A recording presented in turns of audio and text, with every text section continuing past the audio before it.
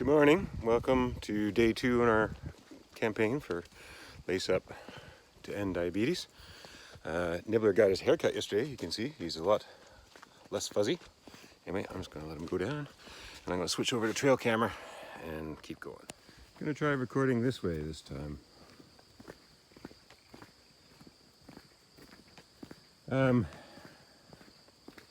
So I wanted to talk about when I was diagnosed type 2.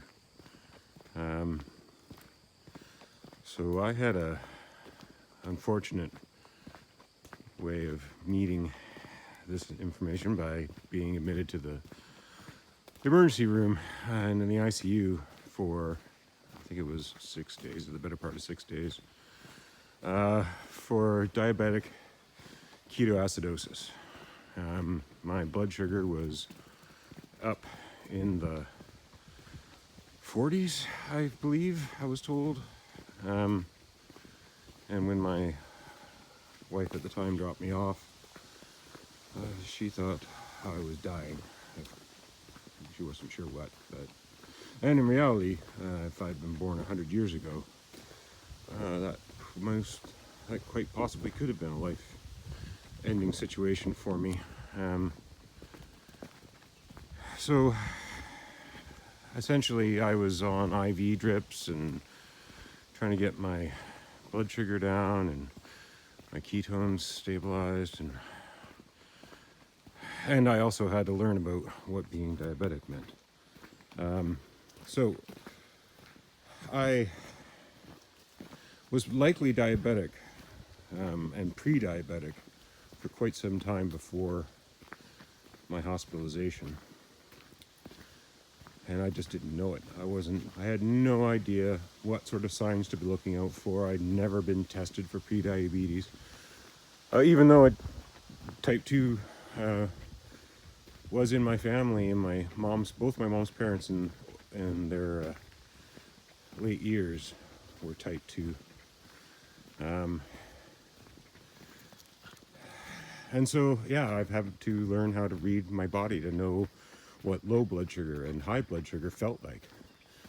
I had, again, no idea. And this all happened at the beginning of the pandemic, which added an extra level of difficulty on trying to just deal with my new life situation.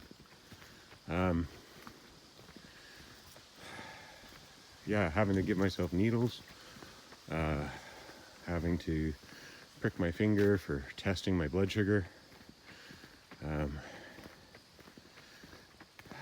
and just knowing how to change my diet, having to exercise a lot more, because it helps keep my body regular.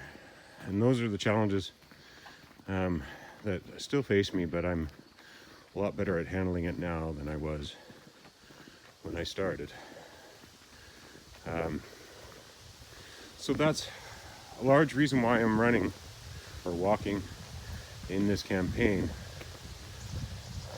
is I want to prevent anybody else, if I can, as many people as I can, from having to go through what I did.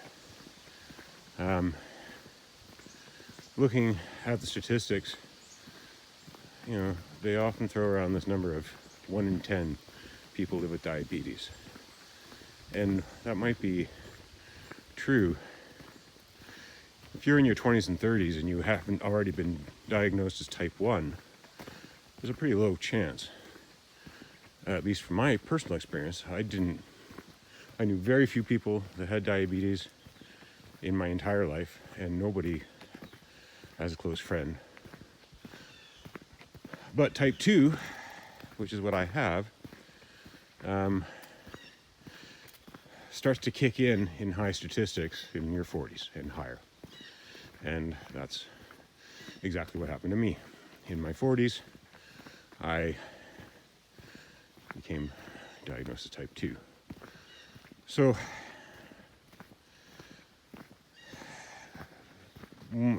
it's been a big long ordeal, and lonely and hard, and You know, a lot of the supports that even with Diabetes Canada, they had to lay off huge amounts of their staff, including pretty much everything on the East Coast over the course of the pandemic, and things are just getting started up again now. And so I want to be a part of that. Because like I said, these last 2 years have been hard. They've been stressful. I've gone through huge changes in my life. I lost my job, separated from my wife, and this little guy has been a real lifesaver in the last few months for keeping me happy and company and giving me focus. And also he needs, because he's a puppy, he needs lots of exercise and lots of running around and walking. So these walks have become part of our routine. Every morning we go for a walk like this, usually on a dirt road like this. This is a heritage road on PEI. They're effectively old horse and cart tracks, and they only open when there's no snow. When the snow flies, these roads are not plowed, and they are essentially only accessible to people with like cross-country skis and snowshoes or snowmobiles or whatnot. But in the summer, there are these beautiful wooded roads. These are littered all the way through the island. This one's one of the ones in Queens County, not far from Hunt River. And I always love this little hill climb. This is a regular walk of ours. Anyway, I'm gonna stop rambling. I just wanted to give you a little background on what my personal experience is and what I'm motivated. So I think I'll sign off and finish our walk today, and then see you back here tomorrow for another walk. Thanks for joining me. Talk to you tomorrow.